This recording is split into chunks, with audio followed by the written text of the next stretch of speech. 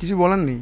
আপনি বলুন না, আপনাকে যদি খুন করা হতো, তারপরে 13 বছর পরে আমি বেরিয়ে গেলাম, আমি খুন করলাম ধরুন, আমি তারপরে বেরিয়ে গেলাম 13 বছর পর, আপনার ফ্যামিলি মেম্বার আমাকে মাফ করতে পারতো না তো?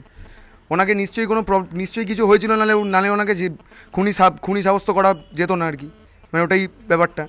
নিশ্চয়ই কোনো কিছু করেছিল। হাইকোর্ট বেকসুর করুক আর কী করুক, আমার জেনে লাভ নেই।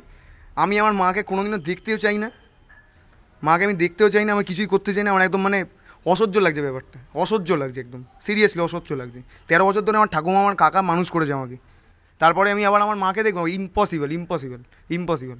ছোটোবেলা আমাকে, ছোটোবেলা আমার মা ছিল না, আমার বাবা ছিল না, আমাকে স্কুল বাসে ভর্তি করে দেওয়া হয়েছিল সেই জন্য, ঠাম্মা বয়স্ক বলে। আমাকে বাসে করে একা একা ফিরতে হতো, আর বাইরে দেখতাম আমার বন্ধুরা, নার্সারি 2-এ পড়ি তখন আমি, আমার বন্ধুরা তখন দেখছি বাবা আমার হাত ধরে যাচ্ছে, আমার তখন কী পড়ে গেছিলো এগুলো আমি ভুলে যাবো? 13 বছর পরে, তখন 5 বছর বয়স ছিল, এখন আমার 18 বছর বয়স।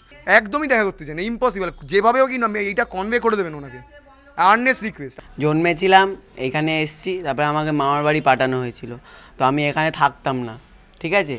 তো আমি এখানে কেন মায়ের কাছে ফেরত যাব? ওই যে ঠাকুমা আছে, পিসি আছে কাজ করতে এখানে, সে আমাদের মায়ের মতন মানুষ করেছে, মায়ের থেকেও বাড়া, যাকে বলবো ওনাকে মা বলে ডাকতে পারবো না, সরি। ওটাই আমাদের বক্তব্য এখন। কিন্তু হাইকোর্টের রায়, হাইকোর্ট যা বলুক, ওকে ওকে বার করা হচ্ছে, she is very unknown to me now.